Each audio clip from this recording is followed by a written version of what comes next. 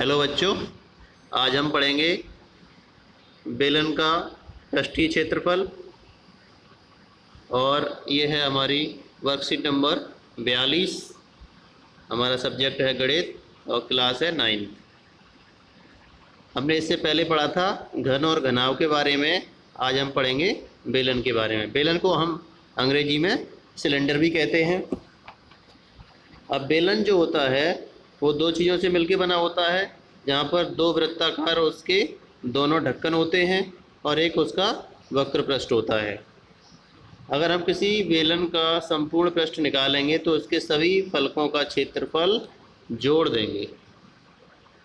ये कैसे होता है?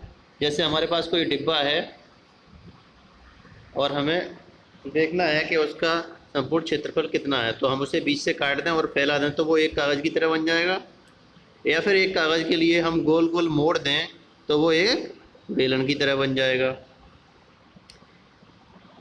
अगर एक आयताकार शीट लेंगे हम और उसकी अगर चौड़ाई देखेंगे तो वो बेलन की ऊंचाई के बराबर होगी और वो लंबाई जो होगी वह बेलन के चारों तरफ एक बार घूम जाए तो उसे हम कहेंगे परिधि। अब क्या है, परिधि जो होती है वो टोटल बेलन की गोलाई होती है और जो ऊंचाई होती है वो एक तरह से बेलन के लिए एच में नापी जाती है। बेलन का वक्री पृष्ठ देखेंगे अगर हम, तो हम क्या करेंगे कि आयताकार शीट के क्षेत्रफल के लिए हम सबसे पहले निकालेंगे तो वो तो आता है हमारा लंबाई गुणा चौड़ाई से, लेकिन उसका हम परिमाप और लेंगे। एक तो आयताकार शीट हो गई, उसके बाद वो कितनी ऊंची तक जाती है उसे देखेंगे। लेकिन अगर हम बेलन का आधार का परिमाप देखेंगे तो आधार का परिमाप कितना होता है 2πr। बेलन की ऊंचाई कितनी है h, तो इसका टोटल जो है वो हो जाएगा पृष्ठीय क्षेत्रफल 2πrh।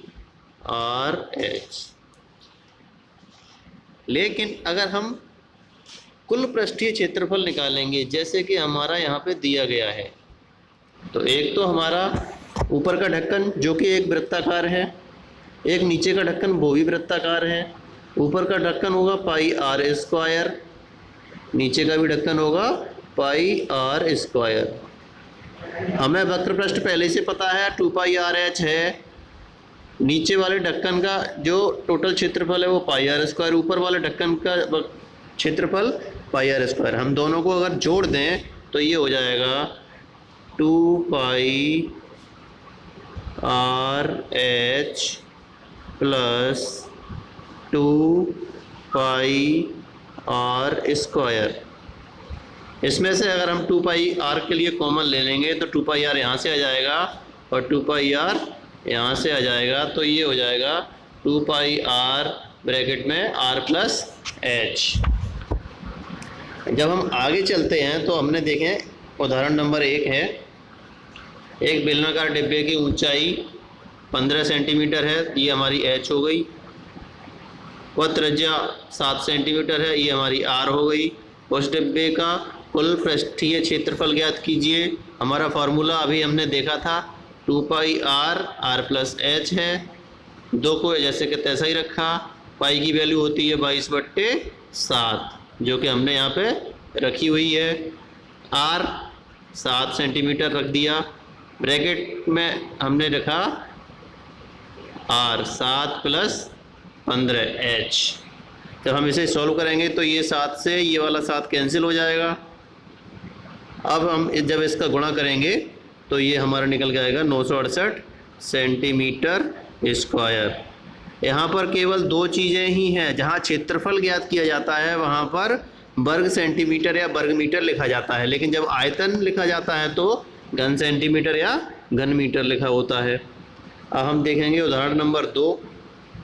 उदाहरण नंबर 2 में क्या है, एक 14 सेंटीमीटर ऊंचाई वाले लंब वृत्तीय बेलन का वक्री पृष्ठ क्षेत्रफल 88 सेंटीमीटर स्क्वायर है। वक्र पृष्ठ क्षेत्रफल मतलब 2πrh जो कि 88 सेंटीमीटर स्क्वायर के बराबर है। ऊंचाई उसकी कितनी दे रखी है 14। हम एक फार्मूला रखेंगे 2πrh बराबर 88 सेंटीमीटर स्क्वायर जो कि यहाँ पर उन्होंने रख दिया है। हमारे पास h दी गई है जो कि हमने यहाँ से रख दी। आर हमें निकालनी है। अगर हम यहाँ से देखेंगे तो 22 से 88 को हम 4 बार काट देंगे और 2 से 4 के लिए हम 2 बार काट देंगे। अब क्या रहेगा, इसे उधर लेके जाएंगे और वहाँ से 2 नीचे आ जाएगा। जब हम इसे टोटल को सॉल्व करेंगे तो ये आर बराबर आ जाएगा 1 सेंटीमीटर। या फिर हम यहाँ से भी देख सकते हैं, इससे ये 4 बार कटेगा, इससे ये 2 बार कटेगा और फिर इस 2 से ये 2 बार और इस 2 से ये 1 बार। इसे मैं इस्तेमाल बताता हूँ।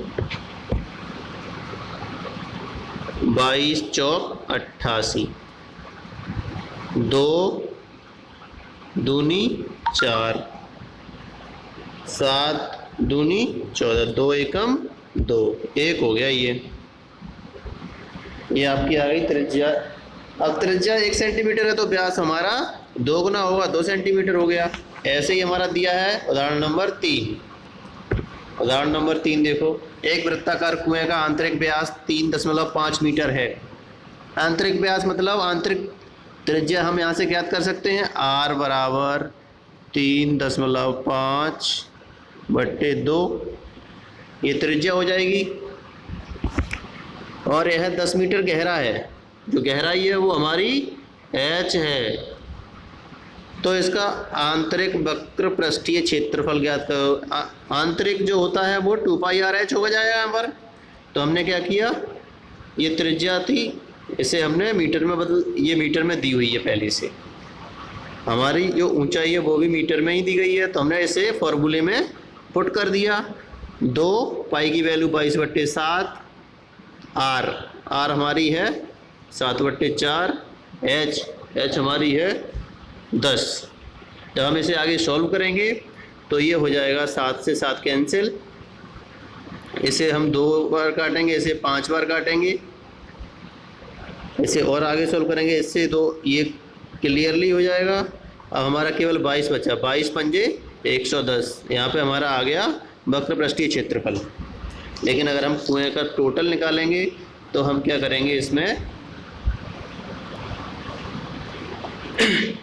अब उसने दूसरी बार दिया है कि इसे 40 रुपये प्रति मीटर स्क्वायर की दर से इसमें प्लास्टर करने का व्यय है। क्षेत्रफल है हमारा 110 मीटर स्क्वायर। अगर हम इसमें गुणा कर देंगे 40 का तो टोटल आ जाएगा 4400, जो कि टोटल खर्चा होगा प्लास्टर कराने के लिए। अब हम अपने सवाल पर आते हैं। सवाल दिया गया है, एक लंबवृत्तीय बेलन का वक्र पृष्ठ 4.4 मीटर स्क्वायर है। यदि बेलन के आधार की त्रिज्या 0.7 मीटर है तो ऊंचाई बात कीजिए। हम यहाँ पर कुछ नहीं करेंगे, सीधा एक फार्मूला रखेंगे 2πr/h बराबर 4.4, क्योंकि यही हमारा पृष्ठीय क्षेत्रफल है। इसके लिए हमने क्या किया, अपना सवाल पर गए।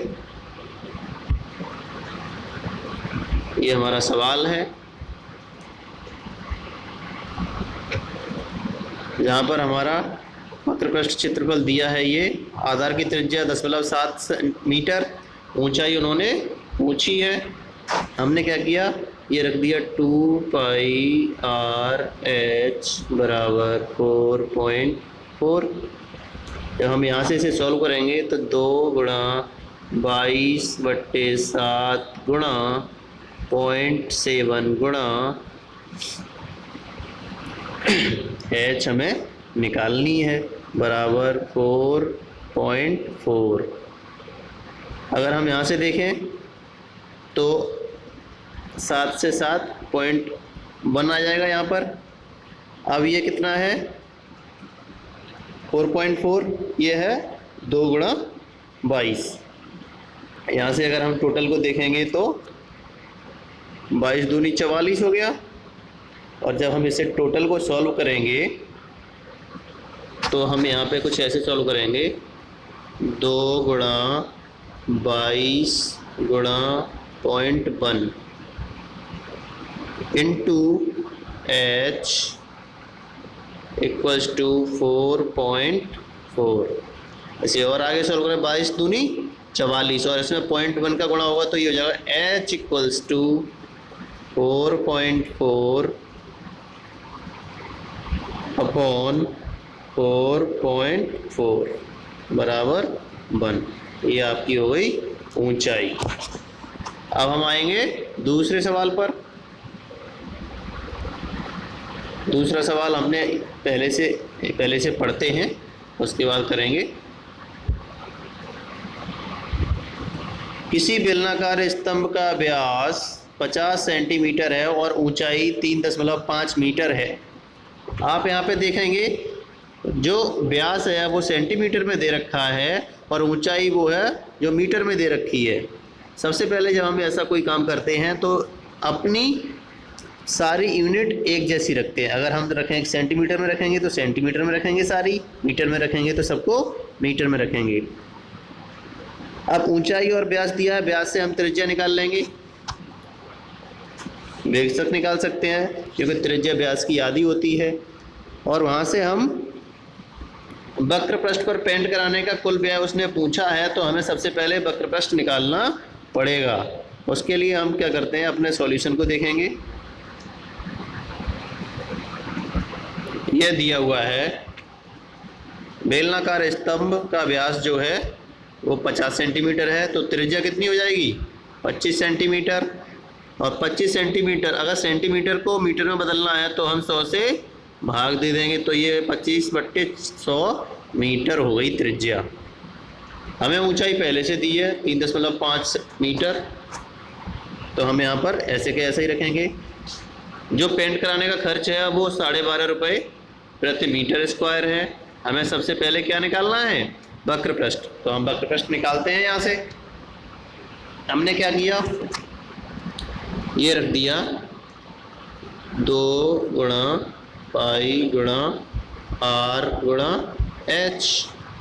यहाँ से हमने और आगे किया 2 इंटू 22/7 इंटू r कितना हमारा 25/100 और इंटू 3.5।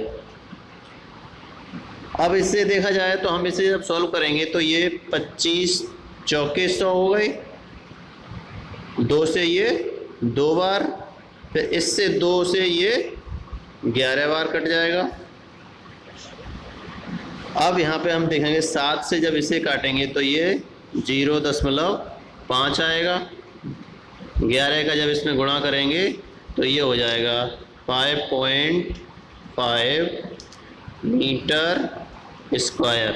ये टोटल क्षेत्रफल हो गया। और 1 यूनिट पर पेंट कराने का खर्चा है 12.5 रुपये। तो हम इसका टोटल खर्च निकालने के लिए क्या करेंगे, 5.5 को 12.5 से गुणा कर देंगे तो हमारा टोटल खर्चा यहाँ पर आ जाएगा।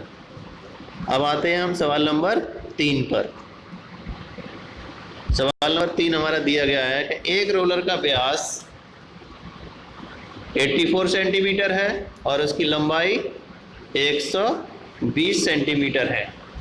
रोलर का व्यास जो है वहाँ से हम त्रिज्या निकाल लेंगे, यहाँ से हम r निकालेंगे, जो लंबाई है वहाँ से हम h निकालेंगे। एक खेल के मैदान को एक बार समतल करने के लिए इसे 500 चक्कर लगाने पड़ते हैं। तो खेल का मैदान मीटर स्क्वायर में क्षेत्रफल ज्ञात कीजिए। मीटर स्क्वायर में, जबकि दे रखा है उसने सेंटीमीटर में, तो सबसे पहले हम इसे मीटर में बदलेंगे। मीटर में बदलने के लिए क्या करते हैं, चाहे तो आप पहले सॉल्व करो और उसके बाद उसे मीटर में बदलो, नहीं तो उसके लिए क्या करो आप कि पहले मीटर में बदल लो उसके बाद सॉल्व करो, तो हमारे लिए आसान रहता है।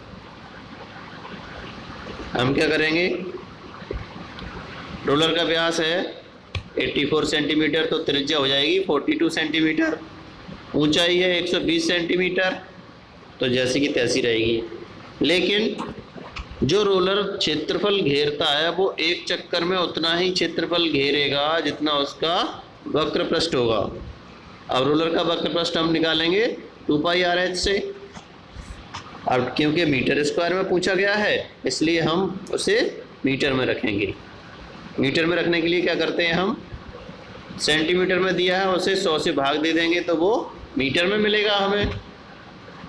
हमारी त्रिज्या हो गई 42/100 मीटर और ऊंचाई हो गई 120/100 मीटर। अब हमने इसे सीधा सीधा रख दिया वक्र प्रश्न में 2πr/h।